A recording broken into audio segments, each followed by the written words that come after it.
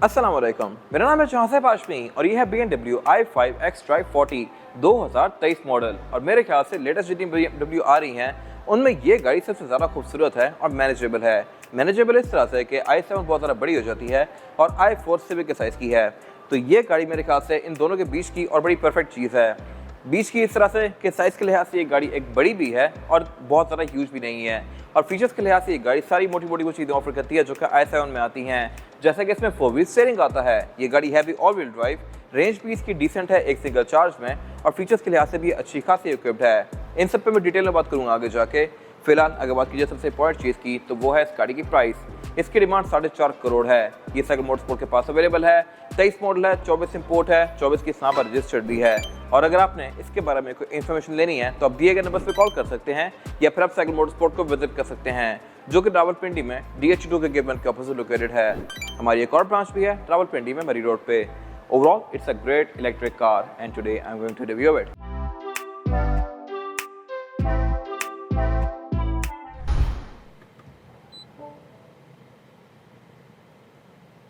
Let's start with the exterior of this car. इस गाड़ी की लुक्स बहुत ज़्यादा मीन और अग्रेसिव रखी गई हैं, लेकिन यहाँ पे एक चीज़ बहुत डिफरेंट है एज कम्पेयर टू बाकी BMWs, और वो है इस गाड़ी की हेडलाइट। इस तरह से कि इसकी हेडलाइट्स पे जो DRL आती हैं ये इंजन लाइट्स नहीं है जो कि BMW की सिग्नेचर लाइट्स हुआ करती थी। ये सीधी लाइंस हैं और इनको BMW स्नेक हेडलाइट्स कहता है। इंजन लाइट्स आर नो मोर, और उसकी वजह यह है कि इंजन लाइट्स को हर दूसरी कंपनी, चाइना के प्रोडक्ट्स, लेफ्ट राइट सब कॉपी करने लगे थे। आपको सिविक रिबॉन में, रिबर्स में, हर तरह की गाड़ी में इंजन लाइट्स नजर आने लगी थी, और इस चीज़ को डिफ्रेंशिएट करना मुश्किल था कि बैक पे जो गाड़ी आ रही है वो असल में BMW ही है या फिर कोई सिविक वगैरह है। तो BMW ने बेसिकली नई कैटेगरी पकड़ ली है, और वो है किडनी ग्रिल के आसपास की लाइट्स। ये अब इल्यूमिनेट करती हैं और किडनी ग्रिल्स को भी BMW अच्छा खासा मैसिव करता जा रहा है। अगर आप 4-5 साल पहले ही देखें तो 7 सीरीज़ की किडनी ग्रिल भी इतनी बड़ी नहीं होती थी। अब 5 सीरीज़ में किडनी ग्रिल भी इतनी बड़ी है, और यहाँ पे सिर्फ किडनी ग्रिल ही नहीं और भी एक चीज़ बड़ी की गई है, वो मैं कवर करूँगा आगे जाके। बाकी ये ग्लो वाला लुक रात के टाइम बहुत खूबसूरत लगता है। i7 की ग्रिल भी ग्लो करती है, लेकिन उसकी ग्रिल बहुत ही ज़्यादा बड़ी है। फिर i4 की भी ग्रिल बहुत बड़ी है, इसकी थोड़ी डिसेंट है। और उसके अलावा ये गाड़ी क्योंकि EV है तो ये ग्रिल मोस्टली क्लोज है और ये कभी कभी ही ओपन होती है। फिर जहाँ तक बात है हेडलाइट्स के फीचर की, तो ये BMW लेजर LED वाली हेडलाइट्स हैं, और ऑन करने पे ये ऑटो लेवल भी करती हैं, और इसके अलावा इनमें ऑटो ऑन ऑफ वाला फीचर भी आता है। फिर इसके अलावा यहाँ पे ये कुछ डक्ट्स दिए गए हैं जहाँ से गाड़ी हवा सक करके साइड से बाहर करती है।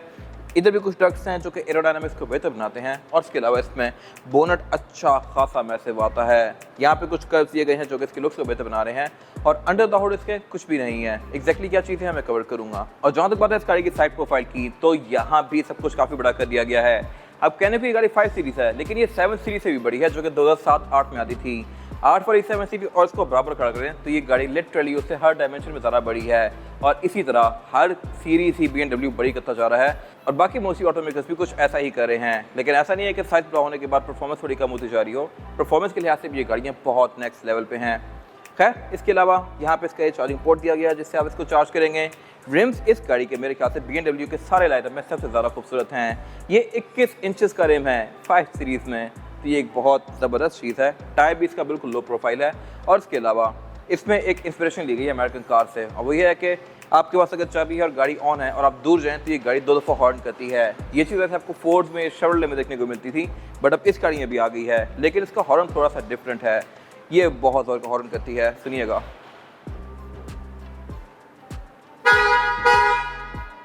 ये लिटरली आपको तंग करता है, तो मेरे ख्याल से अगर ये थोड़ा कम हॉर्न होता या अमेरिकन कार्स की तरह होता तो बहुत बेहतर था।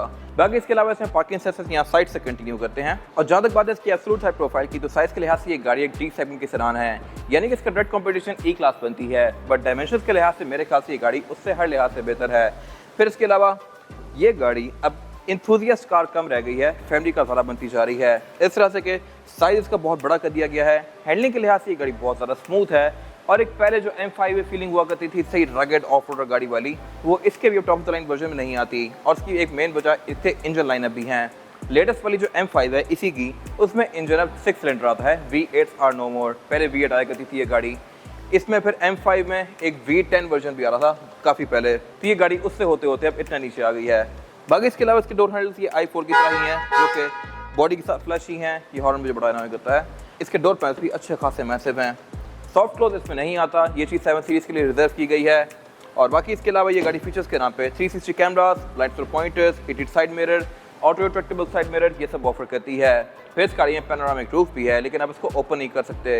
ये है तो पूरा ही ग्लास, लेकिन फिक्स्ड है। और जैसा कि मैंने पहले बताया, ये गाड़ी अब काफ़ी सिंपल कर दी गई है। बैक पे भी इसकी कोई खास एग्रेसिव लुक नहीं है, लेकिन जो भी है काफ़ी डिसेंट और खूबसूरत है। बाकी इसके अलावा इस गाड़ी में बेस्ट चीज़ ये है कि इसमें 4 व्हील स्टीयरिंग आता है। इसके पिछले टायर भी टर्न होते हैं। ये 7 सीरीज इतना नहीं मुड़ते, लेकिन स्टिल इसका एक एंगल आता है और वो आपको आइडिया होगा प्रॉपर इस गाड़ी को टर्न करते हुए। फिर इसके अलावा अगर आप इसको किसी ऐसी रोड पर टर्न करते हैं जहाँ पर टायर की आवाज़ आ रही हो, तो आपको आगे के साथ साथ पीछे टायर टर्न होने की भी आवाज़ आएगी। ये एक मजे की चीज़ लगती है। और इसमें फिर एक डिस्टिंक्टिव चीज़ दी गई है, और वो है ये मैसिव 5 सीरीज यहाँ पे शो करवाती है कि गाड़ी 5 सीरीज है। यहाँ पे बड़ा सारा बोर्ड में लिखा हुआ है। ये मैंने किसी और कैटेगरी में नहीं देखा इस गाड़ी की। बाकी इसके अलावा इसमें एंट्री एग्जिट भी आसान है। और बैक पे भी एक इंटरेस्टिंग फैक्ट है, वो ये है कि लेगरूम के लिहाज से ये गाड़ी पिछले कुछ एराज की 7 सीरीज से भी ज़्यादा स्पेशियस है। तो हर लिहाज से ये गाड़ी काफ़ी ज़्यादा इंप्रूव करी गई है। और अब वाली जितनी BMWs हैं नए एरा की 2020-22 से ऑनवर्ड्स, ये गाड़ियाँ लिटरली अपनी प्राइस को वर्थ करती हैं। और मेरी ओपिनियन में मर्सिडीज से भी एक बेहतर ऑप्शन बन गई हैं ये। बाकी इसके बैक पे भी टेलर्स काफ़ी छोटी कर दी गई हैं i7 वगैरह की तरह, लेकिन ये ज़्यादा खूबसूरत है मेरे ख्याल से एज़ कम्पेयर टू i7। इनमें ये LED बार्स कंटिन्यू करते हैं। बैक बम्पर भी इसका काफ़ी एग्रेसिव है लुक्स के लिहाज से, लेकिन यहाँ पे कोई एग्जॉस्ट नहीं है, ना ही एग्जॉस्ट नोट है। इसके अलावा यहाँ पार्किंग सेंसर्स दिए गए हैं। टेल गेट भी इस गाड़ी में पावर्ड है, जो कि अनलॉक करने पर ऑल द वे अप जाएगा लाइक दिस। और इसके अलावा ट्रंक कैपेसिटी के लिहाज से भी ये गाड़ी अच्छी खासी स्पेशियस है। फिर ये गाड़ी क्योंकि EV है, तो बैक पे इसमें स्पेयर टायर वैसे अंदर माउंटेड नहीं आता, लेकिन अलग से कंपनी ने दिया है, तो ये मेरे ख्याल से एक अच्छी चीज़ है। प्रॉपर यहाँ पे एक स्पेयर टायर दिया गया है। रेयर बेंचेस भी इस गाड़ी के फोल्डेबल हैं। और इसके अलावा इसमें फिर चार्जर वगैरह भी इंक्लूडेड ही होता है। बाकी इंसुलेशन वगैरह इसकी ऑब्वियसली ऑन पॉइंट है, सब कुछ यहाँ पे ज़बरदस्त है। और यहाँ पे i5 eDrive 40 की बैजिंग दी गई है। और अब अगर बात की जाए इस गाड़ी के इंटीरियर की, तो ये भी पूरी गाड़ी की तरह बहुत स्पेशल है। यहाँ बैटरी गाड़ी आपको ग्रीट करती है एक ट्रांजिशन इफेक्ट के साथ। फिर इसके अलावा जैसे आप इस गाड़ी को स्टार्ट करते हैं, तो इसका साउंड इफेक्ट भी काफ़ी मजे का है। फिर इस गाड़ी में बैठते आपकी सबसे पहले जिस पर नजर जाएगी, वो है इस गाड़ी की एम्बिएंट लाइटिंग सिचुएशन। ये भी i7 में और इस गाड़ी में बहुत खूबसूरत दी गई है, लेकिन i7 की थोड़ी ज़्यादा मोटी और बड़ी है। इसमें थोड़ी स्लीक सी दी गई है, बट इसके कलर्स को आप बहुत हद तक एडजस्ट कर सकते हैं। और ये आपको ड्राइविंग मोड्स से भी चेंज होती है, और ड्राइविंग मोड्स भी इसमें बहुत इंटरेस्टिंग है। More on that later. फिलहाल अगर बात कीजिए स्टीयरिंग व्हील की, तो ये इसका M पैकेज वाला स्टीयरिंग है, और ये बॉटम कट आता है। इसमें मल्टीमीडिया कंट्रोल्स दिए गए हैं। और M पैक वाली गाड़ी में एक बूस्ट का ऑप्शन आता है। ये सिंपल iX या i5 या i7 वगैरह में नहीं आता। जो M पैकेज वाली गाड़ी होती है उसी में बूस्ट का बटन आता है, और ये एक ही पैडल शिफ्टर है जो कि लेफ्ट पे दिया गया है। और इसको प्रेस करने पे ये गाड़ी आपको 10 सेकंड का बूस्ट प्रोवाइड करती है, और उस 10 सेकंड में आप इसमें सही टेक ऑफ कर सकते हैं। लिटरली ये बहुत तेजी से निकलती है, फिर वो बूस्ट कैंसिल आउट हो जाता है 10 सेकंड बाद। इसके अलावा अगर बात की जाए पीछे की, तो इसकी ये काफ़ी बड़ी सारी स्क्रीन दी गई है, जो कि इसका स्पीडोमीटर है। ये स्क्रीन भी काफ़ी हाई डेफिनेशन है, और इसको भी आप काफ़ी हद तक कॉन्फ़िगर कर सकते हैं। इसकी भी अलग अलग थीम्स हैं। और इसके अलावा M पैकेज वाली गाड़ी में ये भी स्पेशल आता है, क्योंकि आप जो मर्जी गेज देखें, सबके एंड में ये M पैकेज का बैच दिया गया है। Nice attention to detail. फिर इसके अलावा ये गाड़ी हेड्स अप डिस्प्ले भी ऑफर करती है, और इतना बड़ा हेड्स अप डिस्प्ले आपको BMW में देखने को मिलेगा। मैंने इससे पहले किसी और गाड़ी में नहीं देखा हुआ। i7 के अलावा या iX के अलावा नई वाली C क्लास या S क्लास में भी काफ़ी बड़ा है, बट वो इतना बड़ा नहीं है। और इसके डिस्प्ले भी बहुत ज़बरदस्त हैं। ये एक तो है बहुत ब्राइट, बहुत क्लियर, और इसमें आपको ये गाड़ी बहुत चीज़ें शो करवाती है। जैसे आप इस गाड़ी में आके बैठेंगे, तो ये गाड़ी आपको एक ऑटो पार्किंग या ऑटो एग्जिट का फीचर देगी। और अगर आप उसको ओके कर दें, तो फिर ये गाड़ी खुद ही बाहर निकलती है पार्किंग स्पेस से। आप सिर्फ ब्रेक पे पाँव रख के इसको एडजस्ट करते हैं। जैसे अपने स्टीयरिंग को हाथ लगाया, वो प्रोसेस कैंसिल हो जाएगा। ये काफ़ी यूजफुल चीज़ है, और आप जब तक इसको एक्सपीरियंस नहीं करते, आपको इसका आइडिया नहीं होगा। बाकी डैशबोर्ड इसका क्वालिटी के लिहाज से बहुत नेक्स्ट लेवल है, पूरा ही लेदर में है। सेंटर में इसके लिए सबवूफर दिया गया है, और साउंड सिस्टम भी इसमें प्रीमियम है, जो कि बॉवर्ड्स एंड विल्किंस का है। फिर इसके अलावा नीचे ये मल्टीमीडिया स्क्रीन दी गई है, जो कि अगेन बहुत सारा इक्विप्ड है। इसमें Bluetooth, aux, navigation, USB, Android Auto, Apple CarPlay, dual zone climate control, ये सब दिया गया है। और क्लाइमेट कंट्रोल का डिस्प्ले भी इसमें काफ़ी इंटरेक्टिव है।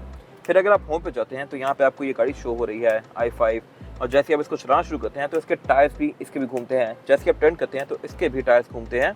और इसके अलावा जैसे ही ब्रेकिंग करूँगा या फ्लैश दूंगा, तो फ्लैश भी यहाँ पे आपको शो होगी। तो ये मेरे ख्याल से बहुत ज़बरदस्त चीज़ है, और इतनी लेवल ऑफ डिटेल आपको इन्हीं गाड़ियों में नजर आएगी। तो ये गाड़ी क्योंकि M पैक है, तो स्पेसिफिक गाड़ी में M पैक का बैच भी दिया गया है। BMW इस लेवल तक गया है इस गाड़ी में डिटेल्स पे वर्क करते हुए। इसके अलावा क्लाइमेट कंट्रोल यहीं पे दिया गया है। ये अगर मेरे ख्याल से फिजिकल बटन होते तो ज़्यादा बेहतर था। इसके 360 व्यू कैमरा भी इंटरेस्टिंग है। इस तरह से अगर मैं मोर पे जाता हूँ, तो यहाँ पे बस अलग अलग ऑप्शंस दिए गए हैं। 3D व्यू, तो ये 3D व्यू आ गया, ठीक है, इसको मैं घुमा सकता हूँ। यहाँ पे ऊपर की हेलीकॉप्टर जैसी चीज़ बनी हुई है, जो कि गाड़ी के आसपास घूम रही है और मुझे इसका व्यू दे रही है। और गाड़ी भी है वही गाड़ी जिसमें मैं बैठा हुआ हूँ, वही M पैकेज का बैच, वही रेंज। इसके अलावा अगर मैं यहाँ पे जाता हूँ कार वॉश व्यू पे, तो मुझे गाड़ी फ्रंट का पाथ दिखेगी कि ये गाड़ी कहाँ चल रही है, ताकि मैं एग्जैक्ट अलाइन कर सकूं। और जहां तक बात है फिजिकल क्लाइमेट कंट्रोल के वेंट्स की, तो वो इसमें बिल्कुल मिनिमल रखे गए हैं। आपको इसमें बैठते ही आइडिया नहीं होगा कि क्लाइमेट कंट्रोल के वेंट्स हैं कहाँ, अनलेस आप इस पर गौर करें। अब इसमें वेंट्स तो बहुत छोटे से हैं, लेकिन जो उसको एडजस्ट करने के नीचे जॉयस्टिक दी गई है ये बहुत बड़ी है। I am not sure why. इसी तरह आप इसका एयर फ्लो एडजस्ट कर सकते हैं काफ़ी हद तक। ऊपर ये टच पैनल दिया गया है जहाँ से आप इनके एयर वेंट्स को ऑन और ऑफ कर सकते हैं। फिर इसका हेडलाइट बटन दिया गया है, और हेडलाइट बटन के साथ इसकी जो एम्बिएंट लाइटिंग है ये भी साथ फ्लैश करती है। ये भी ज़बरदस्त चीज़ है, लेकिन आपको अनॉय करने जितना फ्लैश नहीं करती। थोड़ा सा फ्लैश होने के बाद ये नॉर्मल हो जाएगी इस तरह से।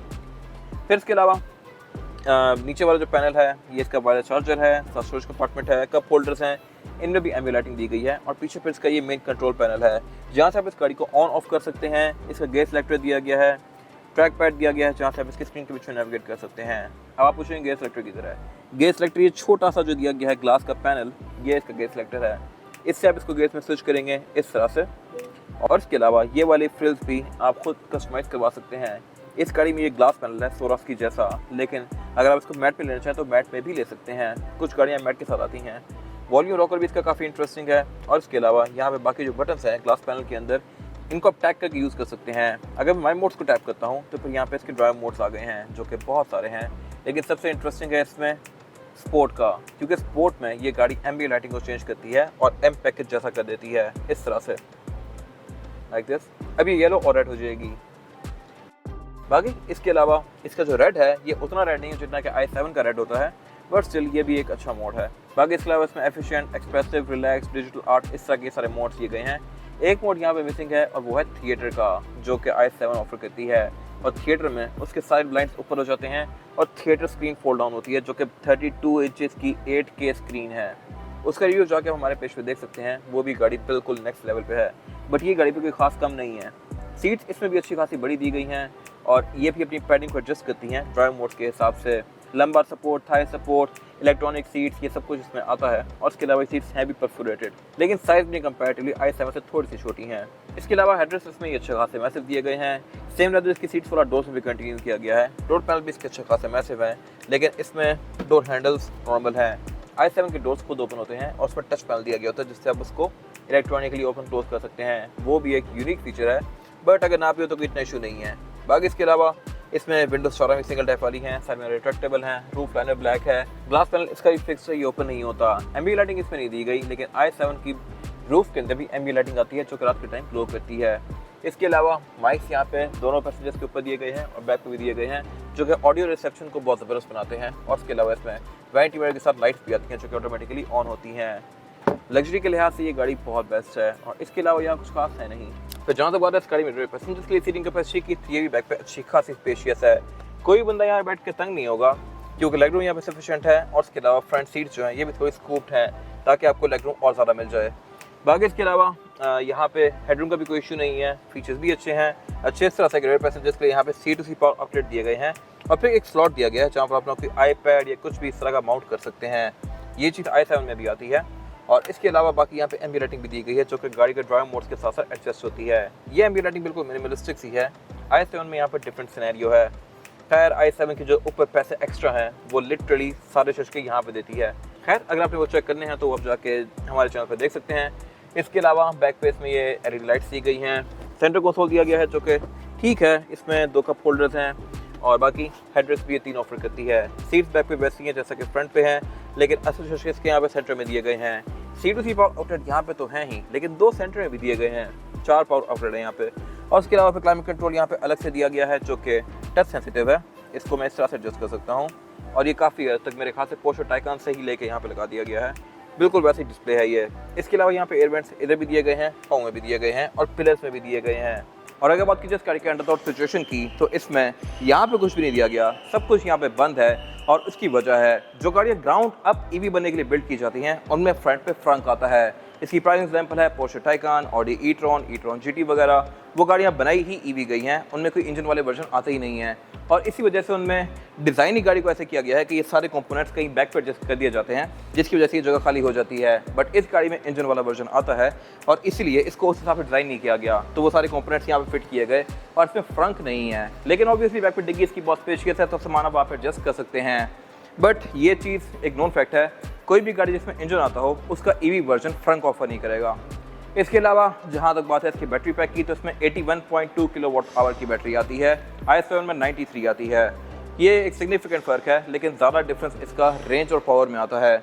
अगर बात की जाए इस गाड़ी की, तो ये आपको एक फुल चार्ज में तकरीबन 450 से 500 तक की रेंज दे सकती है, जो कि BM क्लेम करता है, लेकिन रियलिस्टिकली ये गाड़ी 450 या 450 की रेंज दे सकती है, जो कि ऑब्वियसली आपके यूज़ के ऊपर डिपेंड करता है। फिर इसके अलावा इसका 0 to 100 5.2 सेकंड में है, जो कि एक अच्छा फिगर है। और ये गाड़ी e-drive 40 है, तो इसमें डुअल मोटर आती हैं, एक आगे मोटर आती है, एक पीछे मोटर आती है। इसके अलावा जहाँ तक बात है परफॉर्मेंस फिगर्स की, तो ये गाड़ी 394 हॉर्स पावर प्रोड्यूस करती है, जो कि अगर एक सिग्निफिकेंट फिगर है एज़ कम्पेयर टू कुछ टाइम पहले तक की 5 सीरीज़। वो गाड़ियाँ 200-250 के आसपास ही होती थी, ये गाड़ी बहुत पावरफुल है। फिर इसके अलावा इसके इंजन पे के अंदर प्रॉपर इंसुलेशन दी गई हैं, इसमें ABS, traction control, driver mode, ये सब आता है। यहाँ पे हाइड्रोलिक भी दिया गया है, जिससे इसका बोनट ओपन होता है, लेकिन एक चीज़ यहाँ पे बिल्कुल एक्सपोज है, वो है अंडर द हुड ये वाली जगह। लेकिन इसकी वजह है इंसुलेशन का यूज़ यही होता है कि गाड़ी का शोर बाहर कम आए और हीट भी कम डिसिपेट हो, बट इसके केस में ना शोर है ना हीट है, तो यहाँ पे इंसुलेशन लगाने की तुक नहीं बनती। बाकी इसके अलावा यहाँ कुछ खास है नहीं। और जहाँ तक बात है टायर साइज की, तो इसमें टायर भी स्टैगर्ड हैं। अगले टायर का साइज है 225, 35 और 21, और पीछे है 285, 30 और 21। 285 अच्छा खासा बड़ा टायर होता है, और रिम भी इसमें 21 इंचज़ के हैं। 21 इंच का rim for reference Lexus LX 570 में आता है, और इसमें उतना ही रिम दिया गया है, और टायर बिल्कुल लो प्रोफाइल है। टायर्स में प्रीली P0 है, जो कि कंडीशन के लिहाज से बिल्कुल ब्रांड न्यू है, और इसके अलावा इसमें ऑल व्हील डिस्क ब्रेक भी आती है, ऑल व्हील स्टीयरिंग भी आता है। फिर ये रिम भी BMW इंडिविजुअल वाले हैं, और लुक्स के लिहाज से ये रिम्स मेरे ख्याल से बेस्ट हैं। बाकी इनमें भी ये ब्लू कलर की बैचिंग दी गई है, BMW के आसपास लाइनिंग दी गई है, जो कि शो करवाता है कि गाड़ी EV है, इलेक्ट्रिक ओनली रिम है ये, और इसके अलावा ये है भी M पैकेज वाला। फिर इसके अलावा इसमें ABS, traction control, drive modes ये सब तो आता है, बट ये गाड़ी हाइट कंट्रोल भी ऑफर करती है, आप इसको रेज और लोअर कर सकते हैं। तो 5 सीरीज़ के लिहाज से मेरे ख्याल से काफ़ी अच्छे फीचर्स हैं। ये था आज का रिव्यू। अगर आपको ये रिव्यू पसंद आया है तो इसको लाइक कीजिए, मेरे चैनल को सब्सक्राइब कीजिए, और अगर आपके पास इस कार से रिलेटेड कोई भी राय है तो उसको कमेंट सेक्शन में शेयर जरूर कीजिएगा, ताकि वो लोग जो ये गाड़ी लेने वाले हैं वो आपकी राय से फ़ायदा उठा सकें। अपना ख्याल रखिएगा। Thank you.